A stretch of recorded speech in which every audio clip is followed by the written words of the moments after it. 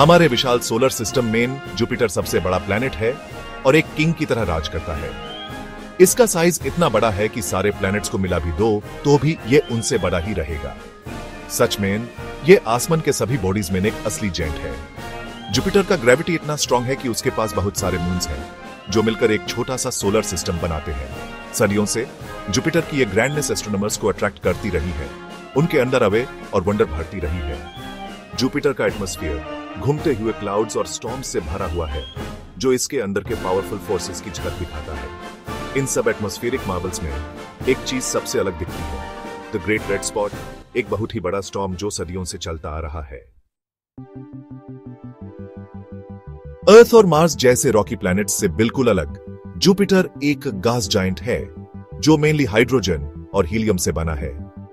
ये light elements जो solar system के शुरुआत के टाइम से बचे हैं जुपिटर के डेंस एटमॉस्फेयर में घूमते और उहालते रहते हैं, जिससे उसके अलग अलग कलर्स के बैंड्स बांटते हैं। जुपिटर के एटमॉस्फेरिक लेयर्स ऐसे हैं जैसे रंग बिरंज क्लाउड्स की एक पेंटिंग, हर लेयर का अपना यूनिक कंपोजिशन और टेम्परेचर है। अमोनिया आइस क्रिस्टल्स सबसे अपर वेले लेयर में हैं जो जुपिटर को उसका लाइट येलो कलर देते हैं।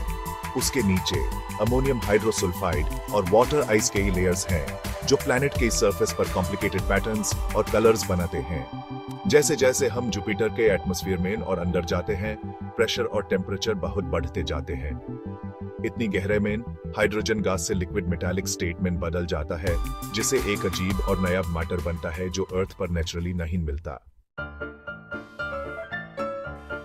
जुपिटर के घूमते और उबालते एटमॉस्फेयर के बीच में एक बहुत ही लंबा चलने वाला स्टॉर्म है, द ग्रेट रेड स्पॉट।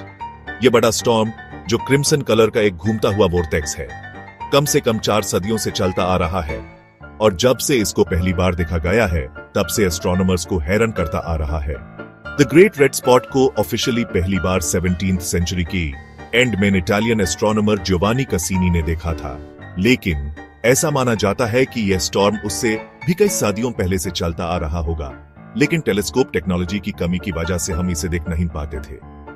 जब से इसको डिस्कवर किया गया है, the great red spot Jupiter का एक फेमस फीचर बन गया है जो प्लैनेटरी एटमॉस्फेयर्स की इमेंस पावर और अनप्रेडिक्टेबल नेचर को दिखाता है। इसका घूमता हुआ वोर्टेक्स, हाई प्रेशर विंड्स का एक मेलस्ट्रॉम, साइंटिस्ट्स और एमेटर एस्ट्रोनॉमर्स सबको अपनी तरफ अट्रैक्ट करता है।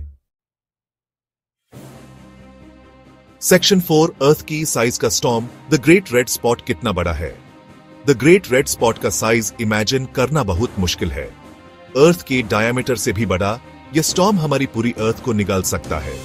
इसका घूमता हुआ वोर्टेक्स, हाई प्रेशर विंड्स का एक मेलस्ट्रॉम, एंटी क्लॉकवाइज डायरेक्शन में घूमता है और एक चक्कर लगने में करीब 6 अर्थ डेज लगाता है।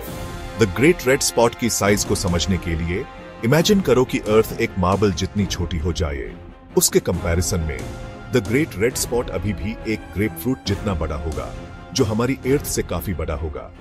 द ग्रेट रेड स्पॉट के अंडर विंड्स की स्पीड भी बहुत तेज है, 400 माइल्स पर आवर तक। यह तेज हवाएं स्टॉर्म के क्लाउड्स को जोर से उछालती हैं, जिससे कॉम्प्लिकेटेड पैटर्न्स और स्वर्ल्स बनते हैं जो इसके लुक को यूनिक बनाते हैं। सेक्शन 5, लंबा चलने का राज। यह स्टॉर्म इतने टाइम तक क्यों चलता रहता है? द ग्रेट रेड स्पॉट का सदियों तक चलता रहना हमारे सोलर सिस्टम के सबसे बड़े मिस्ट्रीज में से एक है। अर्थ के स्टॉर्म्स जो कुछ दिन या हफ्तों में खत्म हो जाते हैं, उनसे बिल्कुल अलग यह बड़ा स्टॉर्म कई जनरेशन से चलता आ रहा है और एटमॉस्फेरिक फिजिक्स की रूल्स को चैलेंज कर रहा है। द ग्रेट रेड स्पॉट के इतने टाइम तक चलते रहने के पीछे कई थ्योरीज हैं। एक थ्योरी यह है कि यह स्टॉर्म छोटे स्टॉर्म्स और एडीज से एनर्जी लेता रहता है जो इसमें मिर्गे होते रहते हैं, जिससे इसकी एनर्जी और मोमेंटम बनी रहती है। एक और थ्योरी यह है कि यह स्टॉर्म जुपिटर के एटमॉस्फेयर में बहुत गहरा है और प्लेनेट की इंटरनल हीट से एनर्जी लेता है।